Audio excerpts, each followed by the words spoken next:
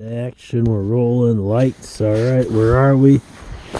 We're inside the hammock. We're outside the hammock now. Another fortunately nice cold night for a test night of the cold. We got a good string of really cold nights here in Illinois. I love looking up at the trees. You can't see them with the light on. I've had really good success with the Magma 15 top quilt and this kind of plush summer quilt I tuck my feet into. Anyway, I was going to talk about like some of the biggest challenges I get are my nose and my mouth, and I've got to use these, I don't know, they're hard to even get a hold of, but I've got these little fleece things. I get them at Ace Hardware. They're like headbands, and I usually have 3 or 4 of them with me, and I can place them over my nose like this so I can like breathe out of my mouth. And you know, if it gets all wet, I've one by the bottom of my mouth too, or my balaclava. There's one on here somewhere. I have to fiddle with them. That way they kind of catch my breath instead of my sleeping gear getting so wet. And I try and keep my head a little porthole out of my sleeping bag. The rest of my body here, I've gotten fortunately good enough and enough practice I can pass it along that you see my bear's fleece. I'll talk about that in a minute. I like to create a microclimate over my head. A lot of times that'd be my raincoat, or maybe like if you had a Clint Eastwood style scarf, you know, the Pale Rider, you see him on the horse, so they got the big old, I don't know what, the big scarf. I see a use for that. You know, you don't, what I'll do is I'll just go in now. Let's go in now because my cell phone battery will just die, right? A little hammock gear pouch. That's cool on this hammock. But you basically try and create some layers so it's not so intense on your face.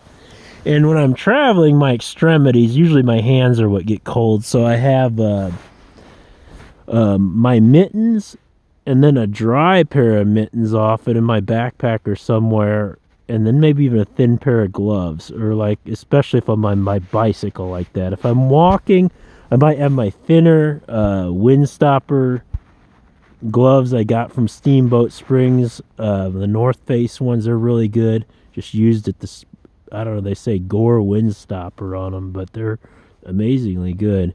And then I've got my mittens that they came from West Marine. They're like some sort of Alaska or something. I don't know how you say it. They're like some Scandinavian synthetic insulation, but I keep them real dry. And anymore, I almost think about taking a backup pair of mittens if it's like this. I don't know, we're at like, it's hard to pull my hand out of the cover. We're at like somewhere around 0. I mean, maybe a little below. And I think we're going to see minus 12 or 13, minus 13 tonight. And it was the same last night. Since 1 November in Duluth, where it hit minus 24, this is in Fahrenheit, the ambient temperature. I think this is some of the coldest weather I've gotten to test things. It almost didn't come out because you ever hit a writer's slump or a peak if you're in the weight room or whatever. I don't know. I don't know where I'm going from here. I'm just in this gear. And I've got this really fine Superior hammock. And I'm on a 66-inch Thermarest Neo Air X-Lite pad. It's got the mummy shape. Then where my head is, like with these Superior hammocks, the bed of insulation is sewn to the hammock. So you only get so long of a bed. And what I noticed, like right where my head is, or my feet, it's just not quite enough. So I have a sit pad for hunting. Somebody gave me for... Usually I always get kind of like, people know I'm into camping, so I get these things. I'm so thankful, but they're not like like for a gift or something. And we still had stockings up to a couple of years ago. I don't know why Granny hasn't put out the stocking, but I get like waterproof matches or something, you know. But one day they gave me this camouflage on one side and orange on the other sit pad, and it weighs nearly nothing, and it's about the size of my melon, a little bigger, probably with more brains. And there's just one little area of the Superior Gear hammock that Shug on his hammocks, if you don't know Shug, he's a classic internet hammock guy. He'd always have a sit pad in his sleeping bag by his feet, and he'd always be with the Warbot on it. So I grew up with, I never had this stuff, I gotta say. I looked for the deals. This was a clearance hammock. I don't want to lose my batteries. We'll go underneath the blanket because these cell phones cut out after a bit. I'm just fortunate to acquire these things over a lot of years, kind of like maybe a mechanic would acquire his or her tools or whatever. But I'm enjoying it. I just have an infatuation or obsession or something with like this gear, like somebody made it and everything. And I was talking to my buddy today. A good friend of mine died. His mom and or his grandma, and where do you want to go? And I'm so thankful to people to watch. He's like, yeah, you know, I see your internet videos and stuff. I was like, really? You watch my internet? Oh, yeah, I can't. So I'm trying to get ideas on where to go. I was joking with my other buddy, this other fella I met, and he's getting into it. I actually went hiking and camping with the guy. I got the videos, I just haven't put them on. It was really fun going with another person. And he's like, I'm just saying I'm getting at, like, I don't know if I like the gear. I'm spacing out. Oh, what? There's a guy spaced out, politician, and I understand, like, I don't know how they do it, you know. I would space out too. But I get the infatuation with the gear. Is it the gear I love so much, or is it going to the places? Because I was getting ideas, like Alaska seems to be a place a lot of people I run into want to go. And that's partly why I'm testing some of this thicker gear the last couple of years. I've got and I can't afford the real expensive stuff. Like, I still can't touch that. For instance, I feel like I need a -20 sleeping bag or -10. I'm in Fahrenheit, keep in mind. If you're from a different country, I don't know what that is, Celsius, but quite a ways below freezing. And I just can't get there. They're too expensive. So I've got a big Agnes sleeping bag, a nice company, with the pad sleeve coming. It's the woman's version. It's called the Daisy May 0 Fahrenheit. They had a great price on them. And I'm glad they have these sales now and then. It gets me into at least being able to touch it and look at it. It was like $200. It's this, you know, it's been around a long time. And instead of having the whole sleeve, because my buddy was like, the guy I went camping with, he's like, I don't know why they don't just have everything integrated, the pad and the sleeve and sleeping bag. I was like, yeah, Eddie Bauer had something like that a long time ago, and when I first got into it, then I found Big Agnes. And because they used to have the sleeve, I don't know if my fog from my breath's just blocking things. By the way, I'm thankful for things. I'm just going off the subject. Like Granny's twinkling lights out here. I'm just fortunate. Like, I enjoy the beauty of the things I'm born into. Like, I'd love to see the long dock in, what is that? Just some islands by Tahiti that are always in the picture, and the cabins are out on the water, the little cabanas or whatever, and you can sit on the sofa and look through your clear coffee table and see the starfish and sharks underneath you. Yeah, it'd be cool. It's like $400 if you can get there. But I like Granny's Christmas light. I like part of being out here. Before I cut out, I'm gonna freeze the camera, and it pisses me off so much because it corrupts the video. But I'm about to cut off. But I know what I got. This is the better camera, and the other one only got like 40 seconds of this below zero. But the owl, they're different. The animals are different. They come out this below zero, middle of the winter. The old owl, or the owl right now, is like, just, I can't even do his voice. It's a different owl. Whereas the owl before is like woo woo woo woo woo, and it was an exciting. And they would even carry on, but then this is just a real subtle. Yes, I can't even make it. It's so subtle. And there's something really big getting into the, I don't know, the toolboxes on my, I mean, the only thing I could think of was a person. And I don't know if it's just really loud because the snow echoes, if it's a raccoon or a fox or coyote. I don't know what it was. We don't have, it's winter, there's no bears, and there aren't really many bears around here anyway. I'm like, what is going on back there? But I'm so tucked in by then, it was sitting like -8, 9 Fahrenheit. I'm not coming. I'm like twisting around trying to see. I'm like, I'm not coming out of the sleeping bag. I'm not putting my hands out. But it's a pretty cool hobby. I'm really glad or thankful for the people that make the things. Like, it's a pleasure for me to put my hands on the gear, you know, like a Sona, like, and I don't care where it comes from. This thing, I don't know where this was made or this was made. I'm saying, hey, if you're from Vietnam or China or Cambodia or Indiana or Ohio or wherever you're from, I'm glad you make the gear. Thankful because it's been a really good hobby. I have reached to being a middle-aged man child. I stay with the family I was born into, and I haven't. I just never was that great with gals. I just didn't. I grew up with brothers, and I just was a late bloomer, and or I don't know about a late bloomer, but I just, shy and everything. We're talking about that at the funeral. My buddy's son is just so outgoing and just, I was like, wow, you're just so lucky he's like that. But anyway, I just never, I don't want to say I'm a failure to launch, or I don't know.